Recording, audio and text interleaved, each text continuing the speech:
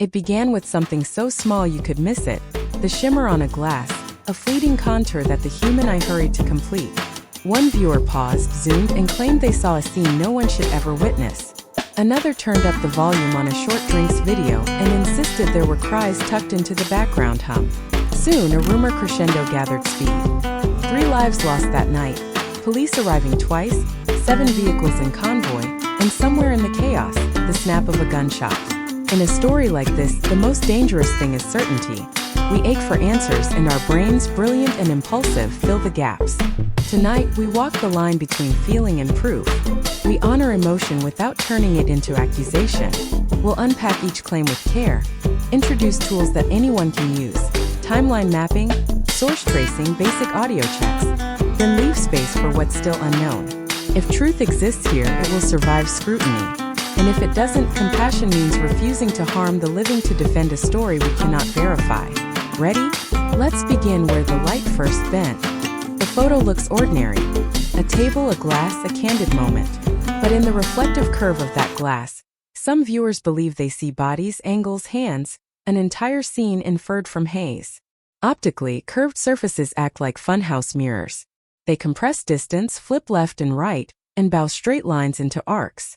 Because our brains crave complete images, we practice top-down processing. We supply missing details and resolve ambiguity with whatever narrative we already hold. In media literacy terms, that's a recipe for pareidolia, the same effect that lets us see faces in clouds. Practical checks help. First, find the earliest upload, reverse image search, and catalog every repost. Second, source other shots from the same venue. Adjacent photos often show camera height, lighting direction, and object placement. Third, consider refraction.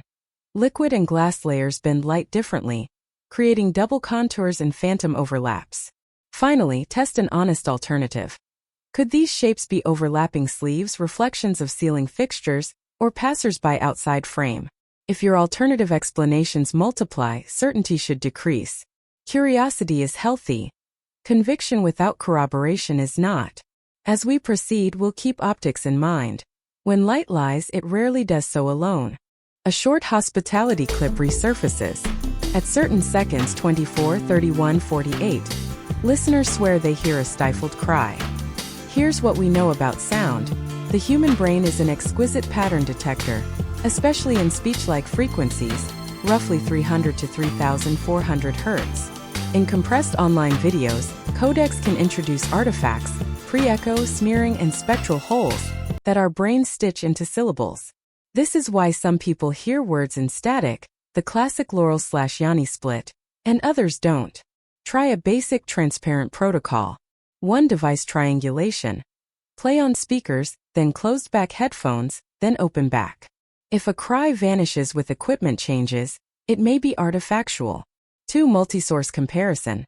Locate the clip's earliest upload and at least 2 independent mirrors. Identical cries across distinct encodings are more meaningful. 3 waveform sanity check. You don't need pro software. Even free editors show peaks and transients. Look for unnatural repetitions that suggest looped ambience. 4 bias guardrail. Listen once cold, write a note. Then read claims, listen again, and see how your interpretation shifts.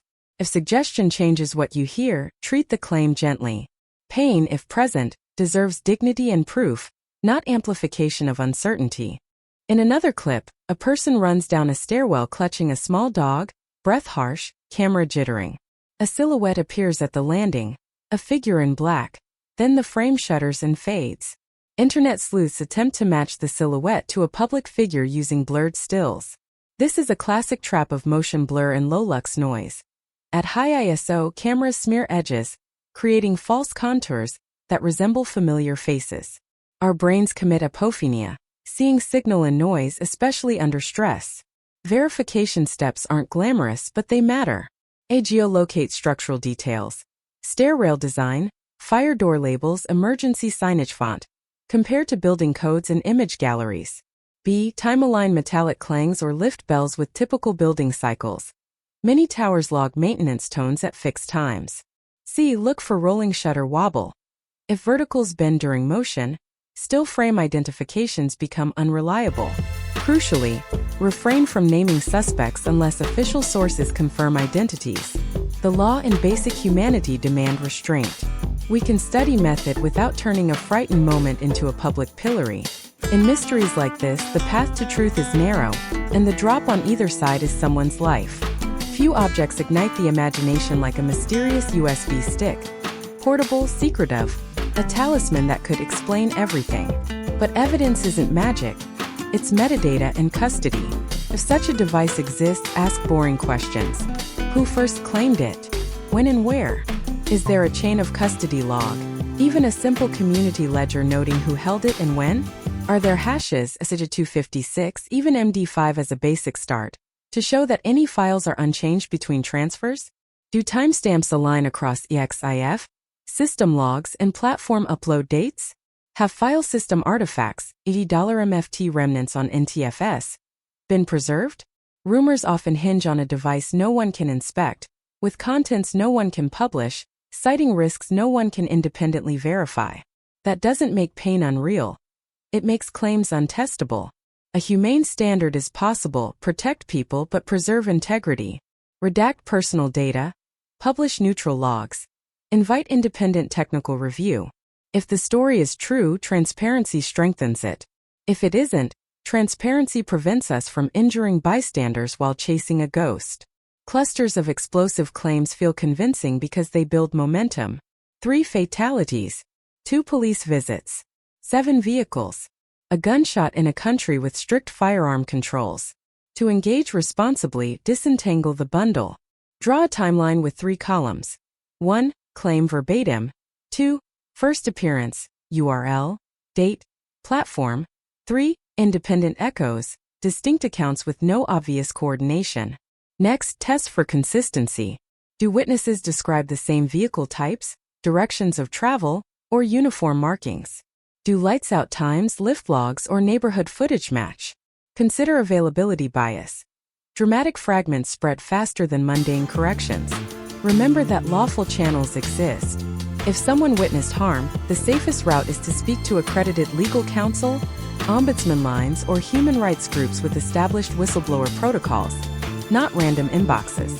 For viewers, the discipline is intellectual. Believe enough to check, not enough to condemn. Where data is thin, humility must be thick. Otherwise, we replace one harm with another and call it justice. One image pierces all the noise. A young actor, still in costume, crouched after a take, shoulders shaking. People rush in worried, gentle. Perhaps he was overwhelmed by the scene, or relief after a long freeze in his career, or by something we cannot know. What we can choose is care. Platforms reward the tearful frame. Our better selves should resist. Instead of replaying distress as spectacle, let's talk about industry care that spans cultures. Mental health access tailored for performers. Contracted rest windows to prevent exhaustion. Clear, confidential reporting channels for harassment or unsafe conditions. Training crew leads to recognize signs of acute stress and respond without stigma. These aren't lofty ideals, they are practical safeguards adopted increasingly across film hubs. Tokyo to London, Seoul to Vancouver. When we humanize the person on screen, we also humanize the people watching. The right to feel is real. So is the duty to avoid turning someone's hardest moment into our traffic spike. Posts disappear. Comments close. Screenshots multiply. Whether takedowns occur due to platform policy, legal demands, mass reporting, or creator choice, the outcome is often the Streisand effect. Attempts to suppress draw more attention. Ethical archiving prevents both misinformation and abuse. Create a simple source sheet. Original URL, date time, local plus UTC, platform, uploader handle, short description, and a content note, e.g. distressing audio. Save a hash of files you mirror to show they weren't altered. Never share private addresses, phone numbers, workplaces, or unredacted documents. Avoid collage edits that twist sequence or context. Prefer full-length mirrors with a neutral caption. If a creator retracts content for safety, consider whether amplifying it could place someone at risk. Free expression includes the freedom to withdraw. Information hygiene isn't anti-truth, it's anti-harm. It gives honest investigations a trail to follow, and it gives innocent people a chance to remain unharmed by our curiosity. When earthly doors feel closed, some turn to EVP sessions, radio sweeps where stray syllables are heard as messages from beyond. For many, it's a ritual of comfort, a way to speak back into silence. Psychology has a vocabulary for this: pattern completion, priming, agency detection. Faith has another: consolation. We can hold both gently. The test for knowledge, however, is replicability. Can independent listeners blind to the prompt transcribe the same words? Do multiple sessions, separated by time and place, yield consistent content without leading questions? If not, treat the material as mourning, not evidence. And resist the urge to weaponize grief. Naming and shaming living individuals based on static is not justice. It is injury dressed as comfort. There's a wiser hope available: to channel the ache of loss into safer sets, kinder fandom spaces, and a culture that prizes due process over rage. Grief wants witnesses. It does not need targets. Here's how a global community can do better together. Community fact-check rooms. Small, diverse volunteer groups keep a shared spreadsheet of claims with timestamps, source links, and status. Unverified/partially corroborated/contradicted. Digital well-being. Set viewing limits. Alternate heavy stories with light. Even 5-minute breaks reduce rumination. Open letters for industry care. Respectfully advocate for mental health access, no retaliation reporting channels, and independent set safety audits. Language pledge. No slurs, no threats, no doxing. We protect the living while remembering the lost. Translation bridges. Provide short, accurate summaries in Korean, Japanese, Thai, Indonesian, French, and Spanish so nuance isn't lost across borders. Basic OSINT hygiene. Learn to reverse image search, capture web archives, and verify upload chronology. None of this requires special status, only patience, humility, and a refusal to trade humanity for clicks. If truth emerges, these habits will help it stand. If it doesn't, these habits will ensure we haven't harmed the innocent in our search. In the end, we return to that first shimmer in the glass and the first whisper in the noise. They might be nothing, or the start of something that matters deeply. Either way, our choice is the same. Hold curiosity in one hand and conscience in the other. We can be moved without becoming reckless, skeptical without becoming cold. The stories we tell shape the world we live in. So let's tell this one with care. We stand with dignity for the dead, safety for the living, and integrity for the truth, whatever it turns out to be. If answers arrive, they should arrive through patient checking, transparent logs, and brave but lawful testimony, not through mob verdicts. Until then, let compassion be our constant, and accuracy our North Star. The internet can be a torch or a wildfire.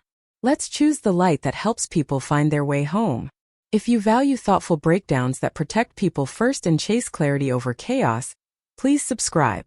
Your support helps us keep this work careful, compassionate, and globally accessible. Like this video if it helped you think more clearly. Share it with someone who needs calm in the noise. New viewers, welcome. Stick around for updates presented with respect, clear labeling, and zero harassment. To everyone who stayed to the end, thank you. Let's keep learning together, looking closely and caring loudly, so that when the truth finally stands up, it finds us ready to listen.